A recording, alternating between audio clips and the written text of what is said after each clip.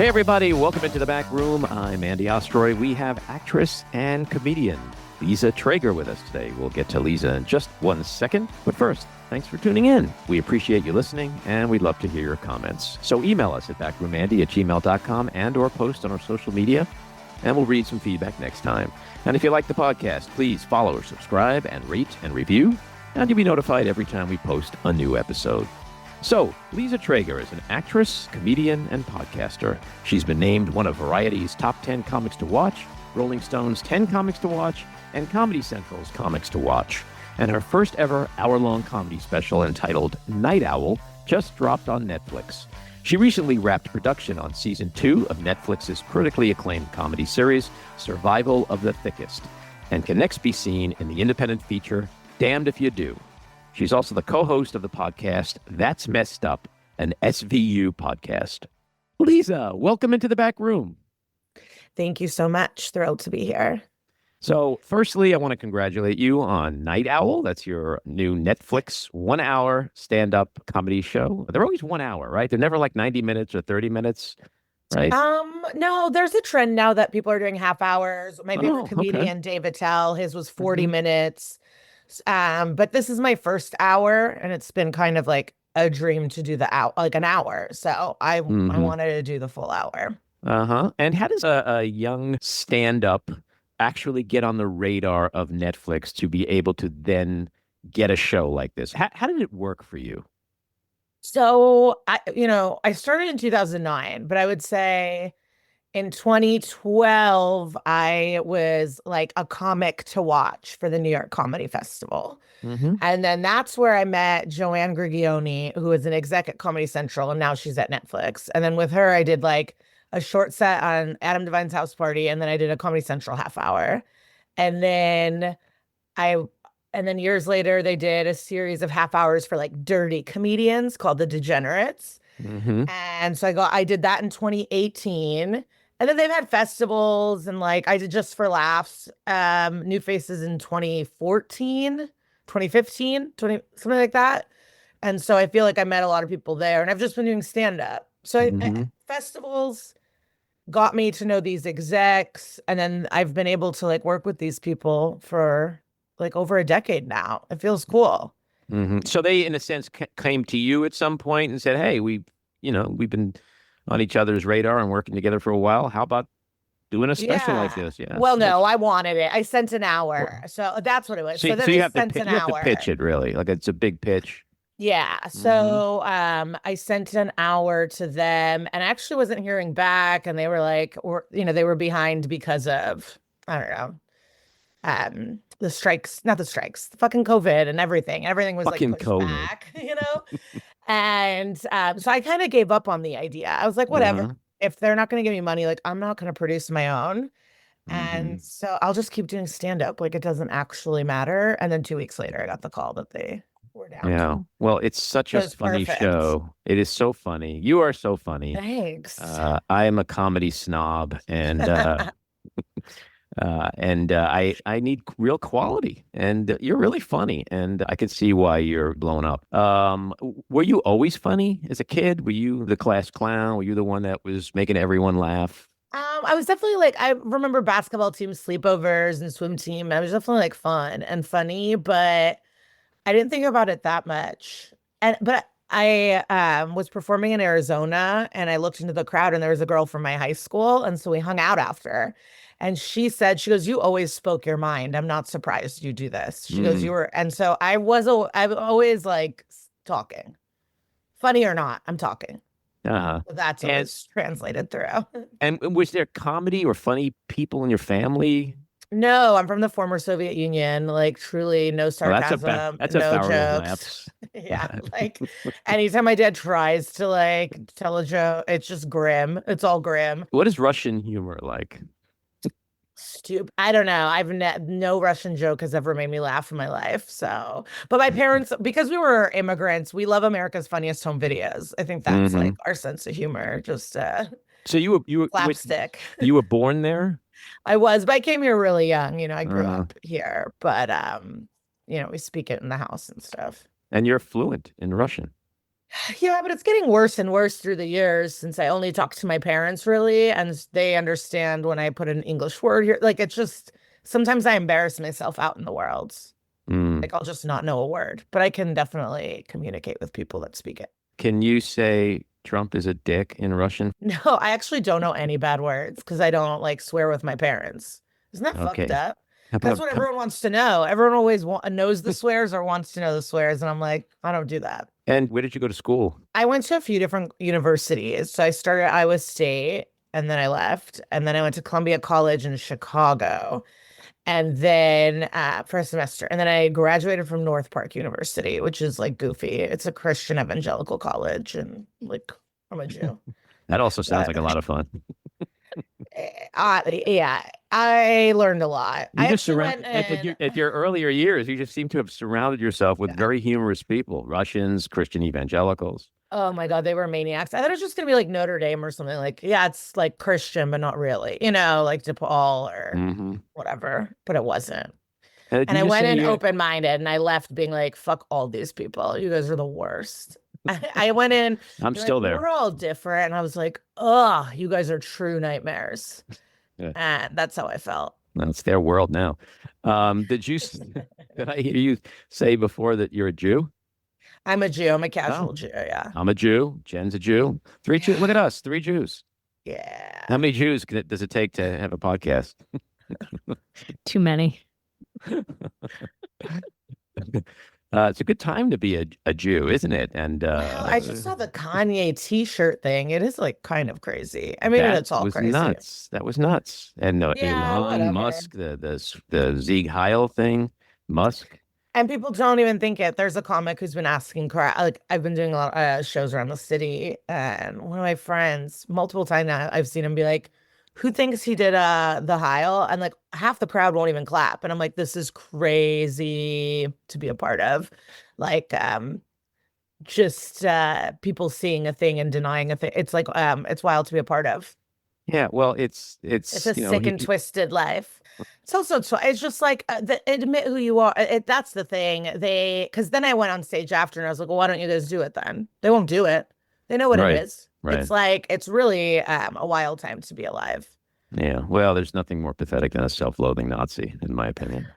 Yeah, that was like a thing I saw online too, where it was like at least they were dressed better. Like these guys are such fucking losers too. Yeah, what kind We of knew that men would ruin the world, but we didn't know it'd be such fucking losers. That's what the internet said. Like yeah. these fucking dorks. Oh God. Who would know we would want the jocks back, These fucking losers. Even Elon Musk's dad was like, I'm not proud of my son and he's fat, like no one likes you, bro. Like you're doing all this for evil daddy's approval and he fucking hates your ass too. Before we got on, I noticed you yawning, and I said late night, and you said nope, Soul Cycle. But then you said you were smoking weed before you got on the Soul Cycle. Weed's a big part of your life, isn't it? It is. I'm so addicted. And now with everything in the world, I'm like, I'm not, who cares? My dreams are coming true. I mean, that's the thing. Maybe I could have been richer earlier or something or make money, but like I've made my dreams come true being high most of the time. So are you now like the baseball player that's afraid to yeah. change socks? There's some stoner heroes out in the world. Seth Rogen, Jennifer Aniston, they do stuff. Mm-hmm. So I'm giving in, but Soul Cycle's just easier when you're high. The whole thing about drugs is you're detaching from reality, so you don't feel everything. And so it's not as hard when you're stoned. And the music just fucking hits, and I love my teacher, and I love it. And Saturday I went to 2 classes in a row. I went to the 1 o'clock and the 2 o'clock. High on both of them? Yeah. Yeah. So I smoked let's some stick good with it. weed so I could be ready for it. Because it was Taylor Swift and she played 2 songs from every album, starting from like the earliest all the way to the start. So it was divided, the 2 classes. Loved it. I'm going tomorrow at 10:30 and I'll be high again. Yeah. All right. How did you get what was your first stand-up comedy? Like, did you start doing open mics and that kind of stuff? Like, yeah. Yeah, And I didn't know it was a thing, but someone was like, "Oh, you should come to this open mic," and I did. And then I was like, "Oh, I could go up," and then I did, and then that was it. And I was 21. There's a Where was coffee that? shop called Caffeine with a K. Oh, creative. Yeah. Okay. Yeah, it was by Northwestern University. It was kind of Uh-huh. like a very 90s Java house, I would say. Like It, if you couldn't drink, you could drink coffee all night there. uh-huh. And was there a crowd? Because often the open mics, there's just like five other comics. Well, no, because this was all mixed up. There was like a Mm, poetry person, like it was a mm. bunch of Oh, cool. people. But yeah, I've done terrible ones, Do you with audience, know? without audience. I mean, I would perform anywhere at any time. I, for years, years, years, never took a day off, ever. Hmm. When did you know you were like funny to the point of like this could be my job? I didn't really ever think about it. I just kind of liked, I didn't realize it's a thing. Mm. I wasn't like a comedy nerd who like listened to records and then wanted to do Like it. I'm you weren't sorry, you weren't like like, you weren't like a 6-year-old sitting in your room listening to Joan Rivers records. no, I was like a fun kid, and so I didn't realize it. I never realized it could be a thing. I just liked doing it and then did it all the time. Who were your inspirations? Like when you were young, who did you look at and go, "Wow, that's a funny person"? Well, I love Dave Attell, and I saw Hmm. him when I was 18 at Iowa State in the basketball arena. Hmm. And I remember that, but nothing clicked. And then when I first started comedy, I was a few months in and I went to see all four of his shows. Like he blew me away. I love Dave Yeah. Attell.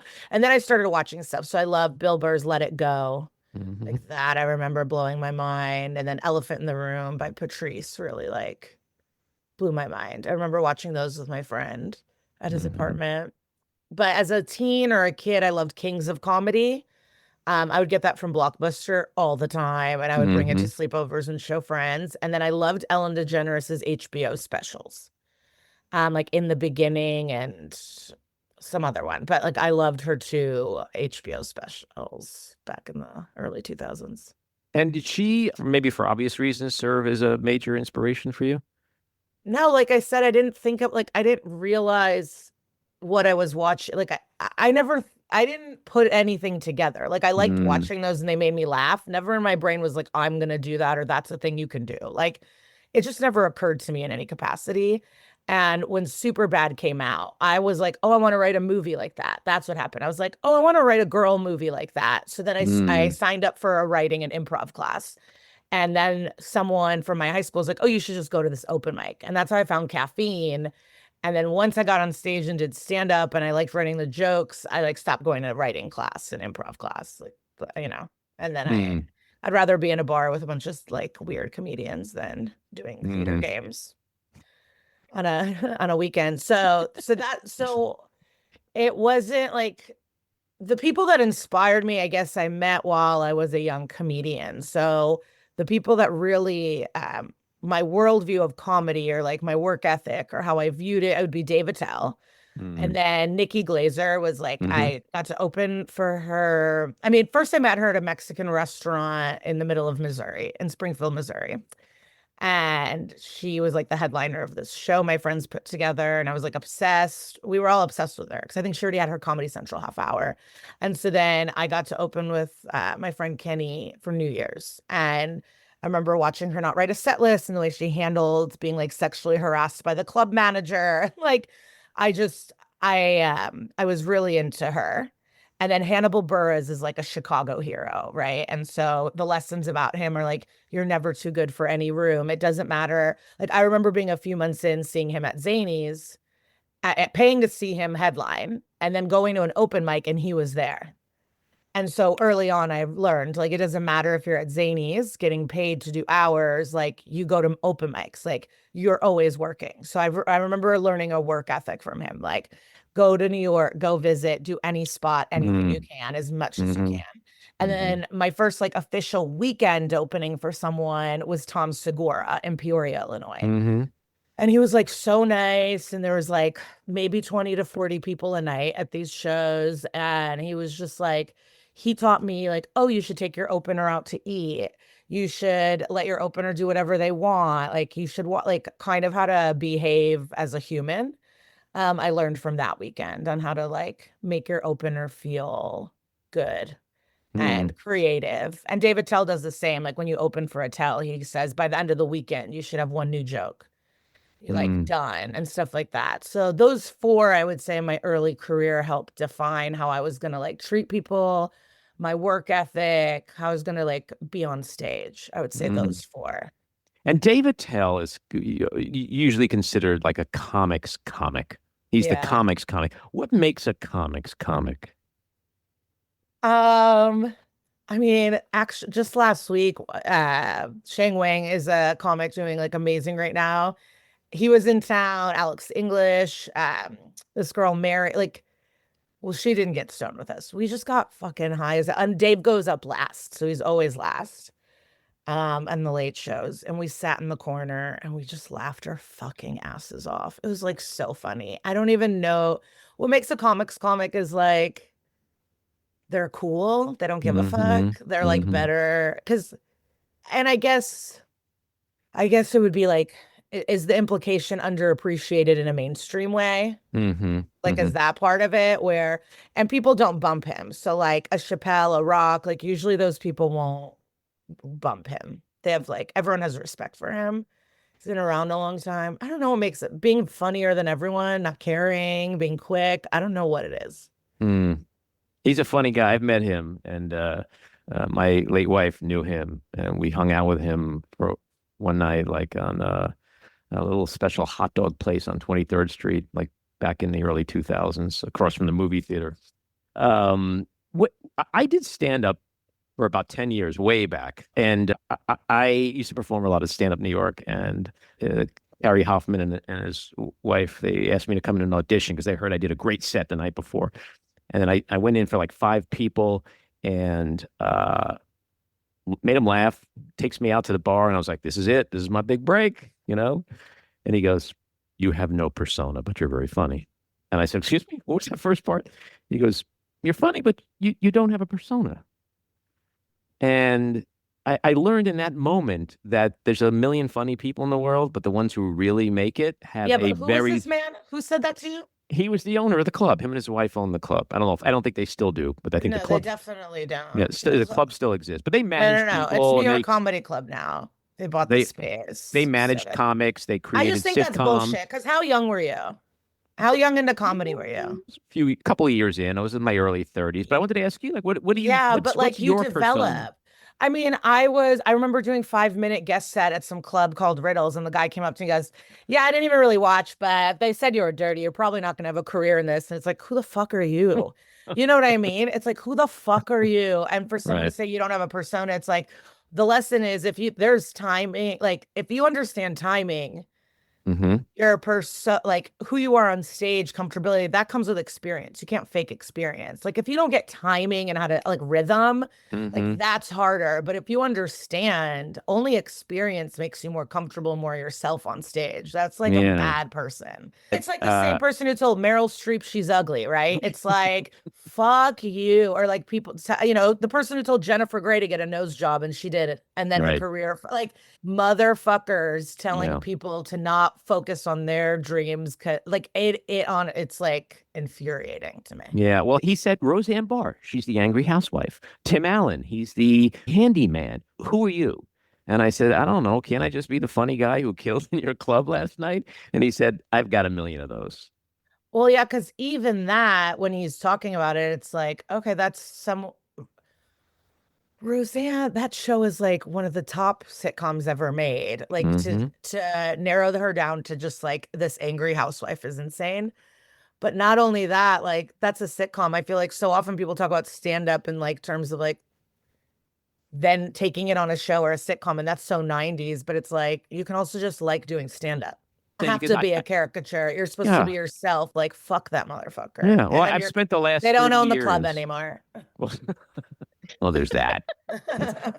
I didn't even know what that word was back then. But since I've spent 30 years, and I love comedians, I go see comics all the time. I'm friends with comedians. Judy Gold is a friend. Love Judy. But I watch now and I go, okay, do they have a persona? Do they have a strong persona, or are they just funny and they don't have to really have a point of view? there are so many boring white guys that do comedy that make millions of dollars that are the most boring people I can imagine. I can't imagine listening to them for an hour and they sell out theaters. I feel I don't, but to someone they're interesting. But I don't know, you're just supposed to be yourself. That's the whole point. Yeah. Well, the comedy business seems to have changed in so many ways. Like, and you are like, when I did stand up, I was very blue. I was kind of racy. Yeah. I mean, I wish I was in the Ray Romano years, the sick, like, Ray Romano. Cool.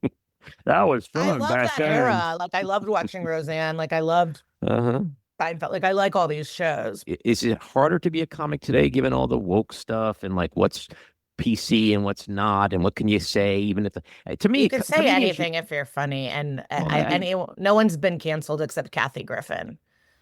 That's the only person who lost her career for 7 years, was on a no-fly list, who lost all her representation and didn't work. So, and no one had her fucking back. All the people that cry about freedom of speech and PC and woke, no one had her fucking back. And none of these motherfuckers that complain about it have lost anything. It's like they're making millions of dollars putting a special on Netflix talking about being canceled. Shut the fuck up. You can say whatever you want. Right. Some people could not like it, but like no one has lost a career except for her. That's interesting. So in your opinion, like there's, and this is my opinion too, like art, whether it's comedy, music, movies, books, whatever, isn't art supposed to push the envelope? Yes, but the people that are talking about woke and PC in those terms aren't edgy, cool, funny, or provocative. They're hacks. They're talking about the same shit people said 60 years ago. You know what I mean? Like if you go up on the Republican convention and do a joke about how a black person likes watermelon, that's not, that's like 80 years old. Like, what are you talking about? So that's the thing. It's like the people that want to say shit the most are the most hack. You know what I mean? They just want to talk about trans people in a derogatory way. And it's like, wow, cool. That's pretty boring, right? Talking shit about like communities that have notoriously been treated like shit. And that's not a new perspective nor a new take, and it's not that edgy, and yet they want to be paraded as some heroes of like pushing the envelope with hack material. So that's my point of view. The people that complain about it the most are just probably not funny enough or are hacks to me. So for you, there's no subject that's off limits or never too soon. Is there a too soon? But people are allowed to not like it. Like that's another thing. Like you could do whatever you want. People are allowed not to laugh. Like, I don't know. You know what I mean? Like you're not entitled to laughter and adoration. Like say what you want, say it with your chest. But I bet you, I know a lot of comedians who hate their audience because they've cultivated a racist MAGA audience.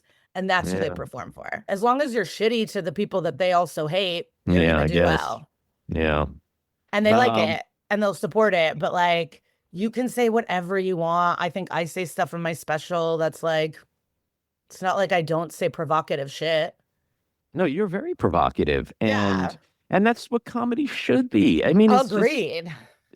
It's oftentimes comedy is the way to get through to people about stuff that they normally don't give a shit about. You know, maybe somebody sitting in the audience never reads a newspaper, but if all of a sudden a comic is alerting them to something important in this world, but in a humorous way, that can get through to people. I mean, it's so important. I don't know. It's just we're in a really dangerous landscape. And what happened was the comedians with the most influence, money, and followers all trumped for fascism, and they helped elect these people. There were comedians at the fucking inauguration and doing the convention. So like the most successful money-making comedians in our business are fucking like, we'll see what we're allowed to say in the next year. We'll see who owns all the papers, but I'm saying the biggest moneymakers in our business are all right-wing losers. Yeah. Political humor is something that you talk about a little bit. It's not I wouldn't say it's a huge part of your No, I don't do act. politics at all. I talk about feminist stuff, I would say. I talk about like women's things, but I don't really like talk about the news. Is that a conscious decision, or it's just not something that personally you care to make part of your act? I just don't care. I'm like interesting enough. Like I'll just talk about myself and my beliefs, what I want and what I watch. Like I don't want to talk about the news. Kind of like Mm-hmm. what the club owner said to you, like other people can go talk about the news. I don't need that. Mm-hmm. Is I there didn't get anything? into comedy to read the news and do homework and write bits about the president. Like Uh, that is not. There's front of the bus and back of the bus, and I'm a back of the bus kind of girl. is there anything funny about Trump that you see? It's not funny to me. He's not funny to me. He's like a fucking rapist criminal who had a fake college. He doesn't read, like, he's not a leader. He's not a public servant. Like, we have a fucking buffoon lunatic in charge, a racist motherfucker whose New Yorkers have hated since the 70s, who's been committing crimes for decades. Like, it's not funny to me at all. I think the best Trump jokes were John Mulaney in his hour special, like the one before the rehab one, and then Wanda Sykes. I thought had an amazing Trump joke about like the toilet paper studs of the shoe. Those two jokes to me were like fucking funny and cool and making fun of him for sure. But it's usually hack. It's just like talking about people being old or Yeah. just like I don't know. I kind of sound so soapboxy, but like, yeah, I'm fucking sick of everybody. And Well, I mean, we're living in strange times. There's no soapbox. Yeah. This is none of it's people don't funny speak to up me. now. Like, when will people speak up? And if it's not just now? the towing of the line. Like when comedy used to be like punk rock, troops Yep. of power, like edgy in this cool way. And sometimes I'll sit at these comedy clubs and it's just like it's tourists from all over, and you're like kind of, I don't know, you can push them, you can say whatever you want in this moment, and instead you're kind of towing this line and kind of confirming their dumb opinions. It's annoying to me. When you're on stage and that moment where the crowd is yours and you get laughter, isn't that the greatest high of all? Yeah, I love it. I love killing for sure. Or when they don't want to like you and then they really like it. Yeah, Do you do a it's lot of definitely great. interplay with the audience? Yeah, it's my favorite for sure. Mm-hmm. I love it. I love chatting. I like being in the moment. And yeah, I like being in the moment. Mm-hmm. Do you have a writing process? Like, do you walk around with a little notepad like Jerry Seinfeld or whatever and like observational? Like, how do you come up with your stuff? I just live my life. And then like Mhm. if I see something or word or I watch something or like I'm in a convo and I say something and my friend kind of laughs, I'm like, all right, I'll take that. Or yeah. And then I'll just write an idea. And then I like to write everything out on stage. Like I like to just work it out on stage. So I'm a little bit slower in terms of new material because I don't really love writing. Like I said, yeah, I didn't get into this to do homework. You said that twice now. Yeah. Were you That's a what I lousy mean. Were you a lousy student in school? I did Is that well where in this is coming from? college, but like, yeah, I didn't care. That's like not what I wanted to succeed in comedy, so it never felt I had to like work, Mm-hmm. So I don't like to do anything that feels like work. Work is highly overrated, I say. Correct. I'm like the dude. so when No, I really admire people that can, like I have friends that work at late night or the Daily Show and SNL. Like I admire so much people that can take the news and take things that are going on and sit and like write a couple dozen jokes and kind of make things happen. Like I admire that. It's just not the way I kind of function. I remember I would come up with ideas for something, and it was almost like I could perform it in 10 minutes. I came up with the setup, the punchline. It was all there. The whole bit was there. And then there were those times where you come up with a punchline, but you don't have the setup, or vice versa, or it's an idea and you have nothing. Like, isn't it like the best when you have something that you can just almost do right there because it comes out complete? Do you ever have those moments like that? Oh yeah. Sometimes like you'll do a joke once and that's that, and you can use it for a while and it's awesome. And then yeah, some take fucking years. Or the best is like you think you have it down and then you riff or some one line happens, you're like, oh, that's like yeah, it's ever changing. Even after I taped the special, in June, I immediately started working on new material, but you got to pad it with some old bits. And I was already you got to throw in Freebird once in a while, right? Yeah, like he needs some hits. But I already made some of the jokes from the special better when I was like annoyed. I was like, this would have been better. This is tighter. Like, fuck. But that's So what's your in your special you talk about breastfeeding. What do you got against breastfeeding? I actually like, I think I actually have a phobia of like pregnancy, birth, all the whole process post-birth. It really makes me uncomfortable. I think I have a real phobia. And you're a Real Housewives fan. Huge, huge. I was into I'm them early watching on. Southern Hospitality before we hopped on, which is a Mhm. newer show on the network, but I'm a Bravo-holic. And Which franchises did you watch? What were you watching? back in the day, before I have to say, before I got fed up, it was New York and Orange County. My daughters are obsessed. They'll watch like the Real Housewives of anything. My The kind of Housewives, girls. yeah, and they're also Bravaholics. Like Andy Cohen is their god. I know. I have like prayer candles, and one of them is Andy Cohen. And you love New York City? Love it. Oh What my do you, God. what's I'm the best? so Give me the happy to be here. best and worst things about New York City. I would say the best is like you immediately like I walk outside and I'm in the city. Like you're in it, you're Mhm. living a day no matter what you do, like, and convenience. You can walk anywhere, the train, like I just love the spontaneity, convenience, and like Mhm. rushing around. Like I'm still corny as fuck. Like anytime I see any of the popular buildings, I'm like, there she is. Like I love it. Oh, you Empire State Building, you sassy Yeah. girl. I can't believe it because I'm just walking to the comedy club to do my spot and I see these iconic fucking buildings and I can't even believe I live here. Anytime I go over that bridge, like Mm. the water, the skyline, I just am like really romantic about this city. I really love it. Mhm. What don't you love? My radiator. Say the noises of the You radiator. got a clanker? I got a clanker. Yeah, the noises, because I'm like on a busy street. So it's like you think about the recycling and garbage, of course, and construction, but you also don't think the produce delivery, the grease removal, it's constant. But that's not my least favorite. I think the least favorite, I wouldn't want to get too serious. I was gonna say like people struggling out and about. Rats? How The about R rats? train. I like the rats. I don't mind the rats. I think Wow. I'm like an animal person and I don't want them in my home. Knock on wood. I don't want a mouse. I don't want them around me, but I like them running around. I don't know. Like they don't bother. The rats aren't an issue for me. I don't like that things aren't 24 hours like they used to be. I miss my late night Mm. diner hangs. I miss I miss like that era of being able Yeah. to really stay out till dusk. And I'm sure, or till dawn. There are people that do it. I'm sure there's underground cool things, but You would have loved 1970s Manhattan. I would be scared, but I think I would have loved it. That was the good part. It was like cool fear, you know. Every once in a while, I put on Taxi Driver and just that opening scene where he's cruising down 42nd Street and he's talking like a maniac.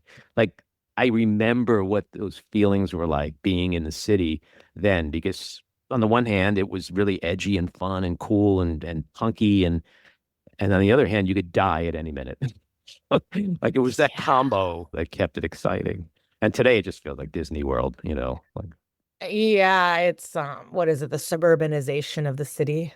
yeah. Like they're fucking I read a thing like how new construction in Manhattan has mud rooms and how that's so suburban.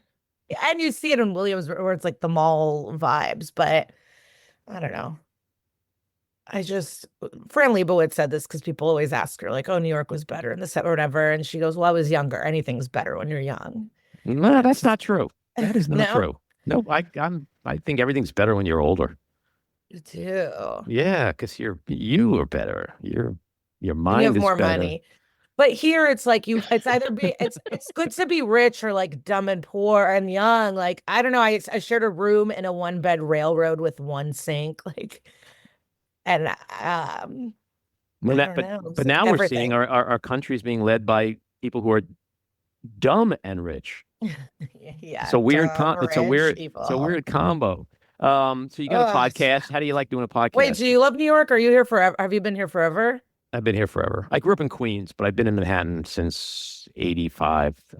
And I do Cool. love it. I live way downtown. I don't love that, so I want to sort of move a little further up where it's like actually, you know, not all hedge fund people and ex-models with $5,000 strollers. I got nothing against kids, but like they could be in a McLaren for $150. You know what I mean? Like they don't need a Rolls Royce of strollers, but Manhattan's great. There's nothing that compares, isn't this just, I lived in LA once. And when I went to Westwood, people would tell me like, it's just like the West Village. I'm like, no, it's not. There's nothing about I lived in Highland Park and that was my delusion too. I was like, well, at least I can walk to my coffee shop. Like, but even that 3-block walk, nothing beats this place for me. No, well, it's New York, So tell me about the podcast. You love doing that? It's called That's Messed Up, an SUV podcast. It's got such an awesome. Oh yeah, Julia, you're listening. PR. It's SVU. We got to change it in the bio. It doesn't say SUV. Here I was thinking you're doing a podcast about large vehicles. I know. Someone else fucked it up. They're like, it's wrong in the Today we're going to be talking about the Ford Explorer. God, I used to love a Jeep Grand Cherokee. It was my dream car as a kid. No, that could be your next episode. Yeah. So what do? You riff on each SVU episode? So we recap an episode and then we do a deep dive on the true crime. So that's where I do my homework in my life. That's where I feel like a college student. I'm doing really intense research. And then we also interview the actors from the show.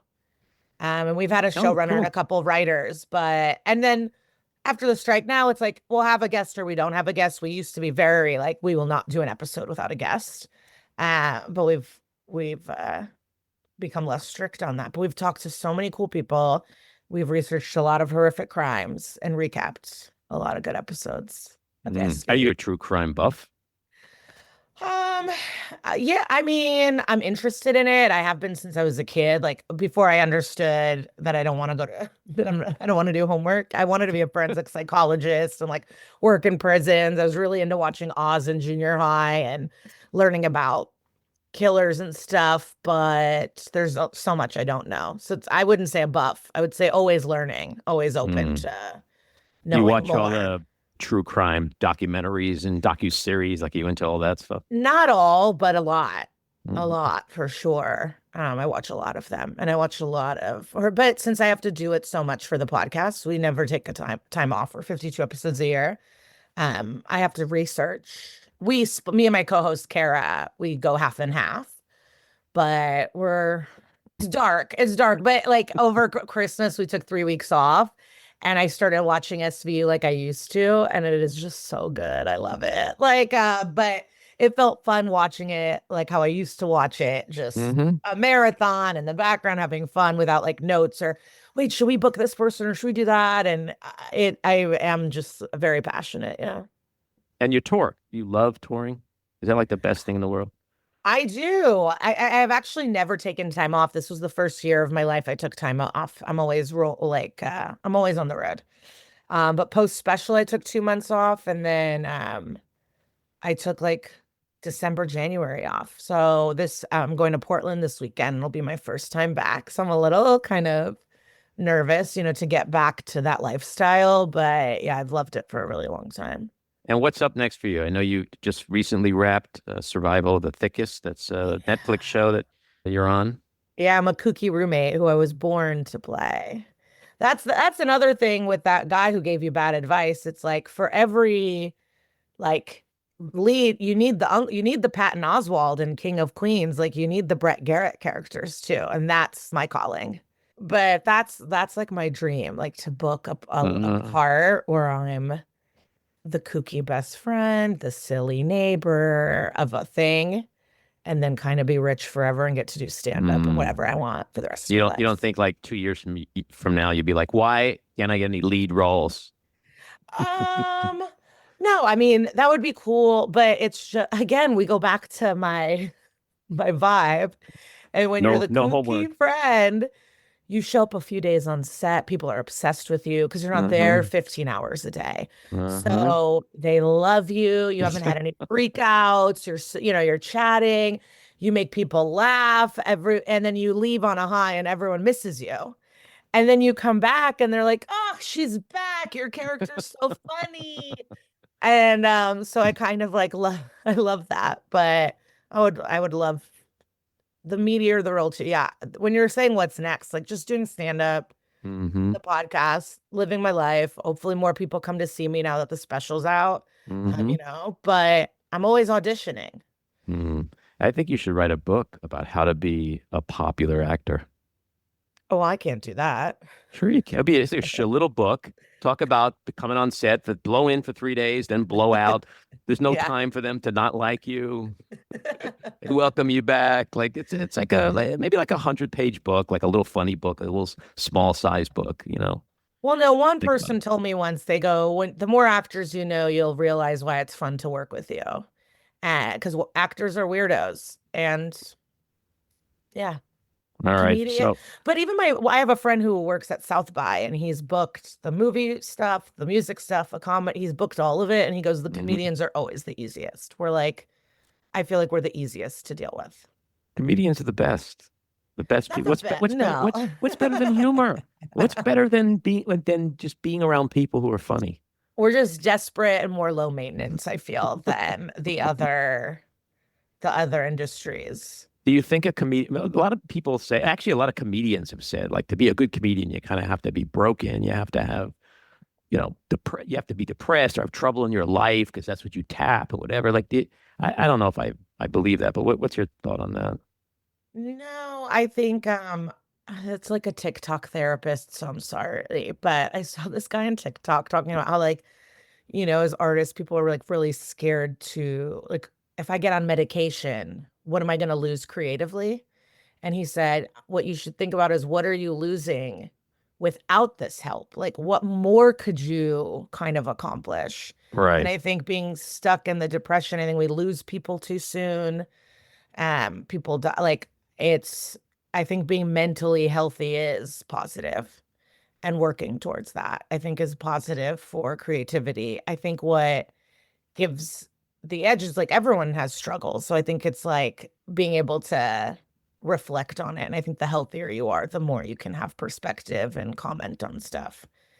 You want to be over the issues before you're full, or it helps you take control over it. But yeah, I think everyone's broken, but I think it's good to work on it. I don't think it's good to, like, hold on to being tortured, because you become isolated and then you stop connecting to people, and then your material's bad, and you don't want that. No, there's nothing attractive in an angry comic. But all industries have changed. I think about, like, wrestling, like professional wrestling, comedy, SNL, like all of that. People used to die. People were doing coke, and and I think people are more responsible now. We're in some ways we're nerdier. Maybe we're a little healthier, but then we also elect fascists as our president. So yes.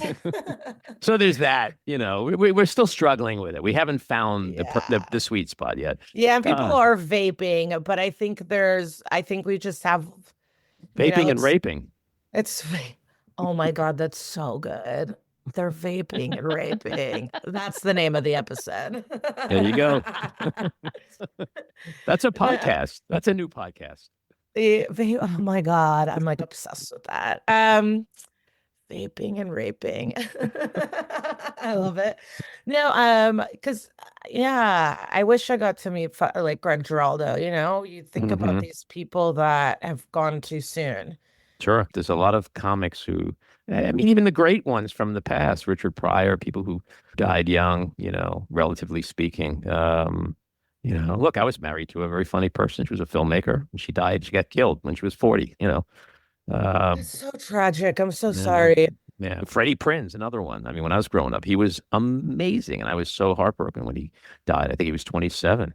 Robin Williams. That Williams. was probably the, like, famous person that passed that, like, I really was so upset, and like everything we could have gotten from him. Not that's selfish, but he just no, it's true. But the point I was going to make is that it's fruitless to sort of obsess. I mean, maybe 3 Jews in the room, we can understand this. Like we obsess about death and being sick and whatever. Oh, how long am I going to live?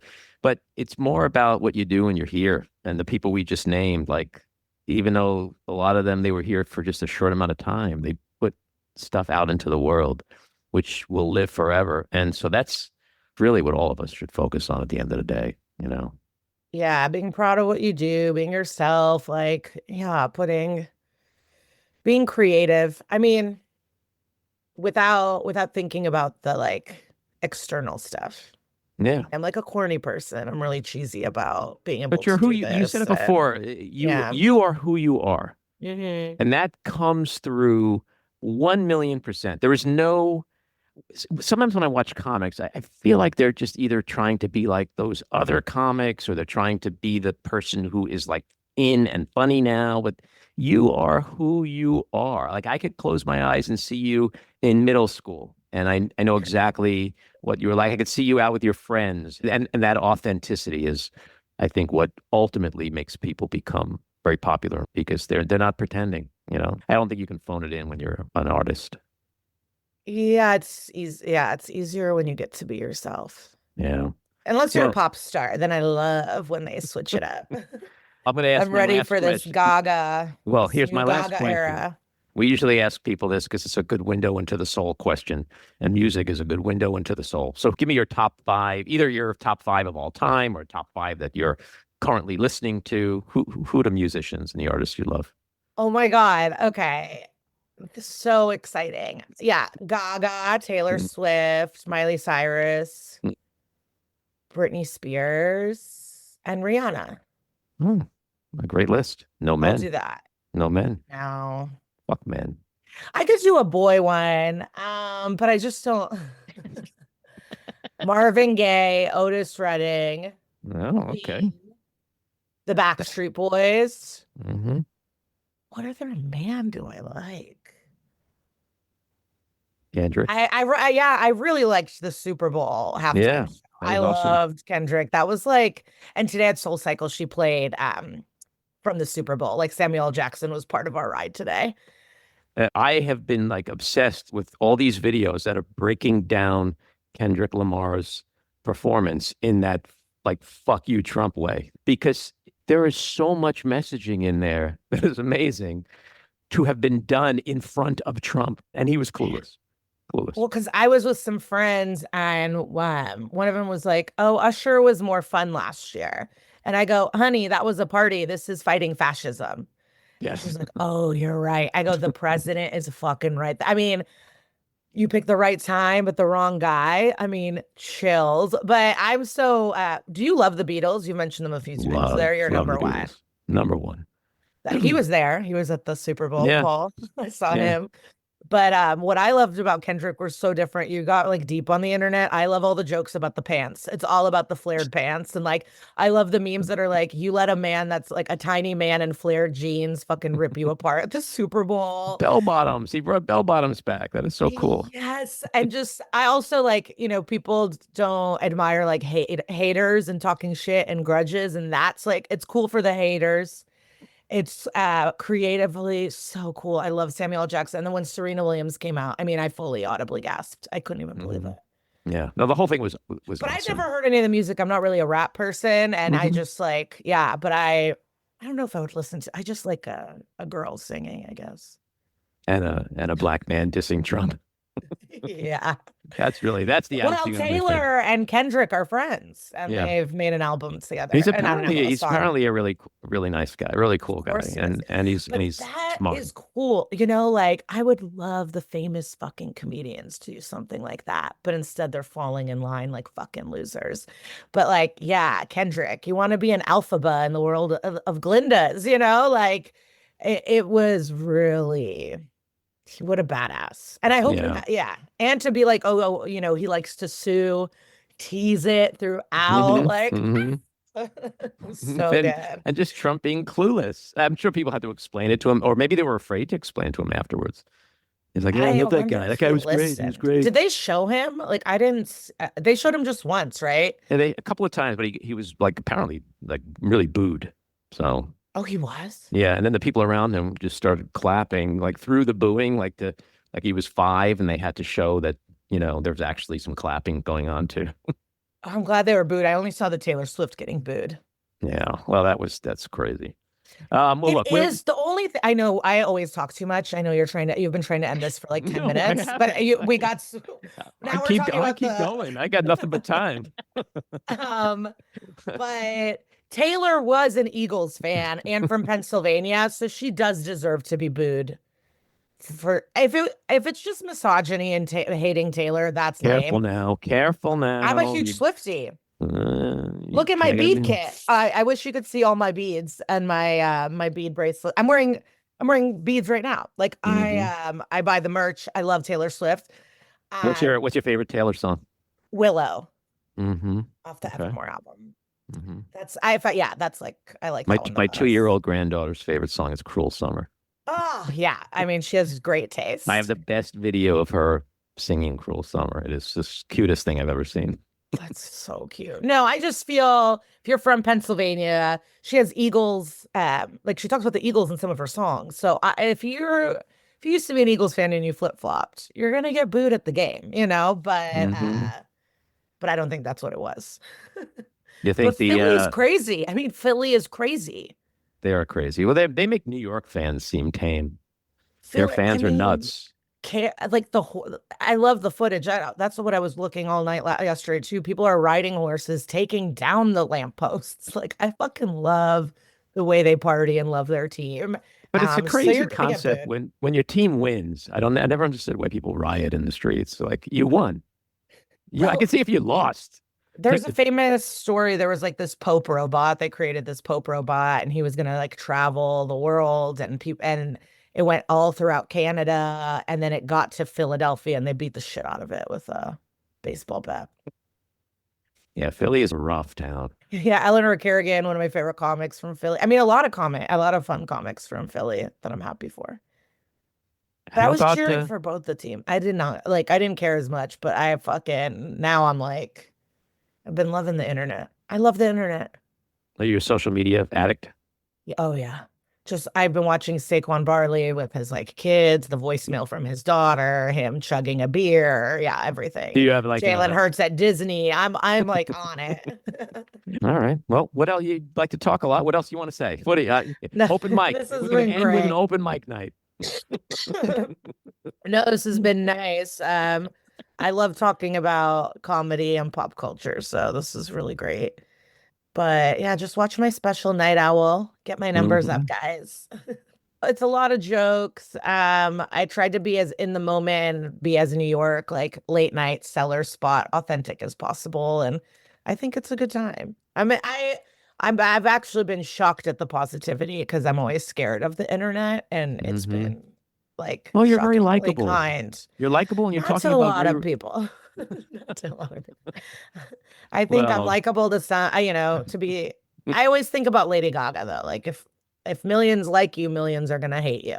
Taylor getting booed. At the end of the day, you have to like focus on the people that are on you. I got a compliment from one comedian, Rosebud Baker, whose special comes out this month. She gave me a nice compliment that my special was unapologetically for the girls. And I liked that. Well, you are likable. You're also very relatable. And those two things throw in some amazing humor. And that's why I think you're successful. Good luck with the special. Good luck with survival of the thickest. And do come back on and talk to me again. I would love to. Thank you so much. All righty. Take care. Bye-bye. Bye. Are we leaving for real or no? Should maybe first we say bye. Yeah, well, we're still rolling, so yeah, let's do. I'll say bye. I'll say bye. You can say bye again. I didn't know if I should leave right away. Okay. All right, let's say bye again.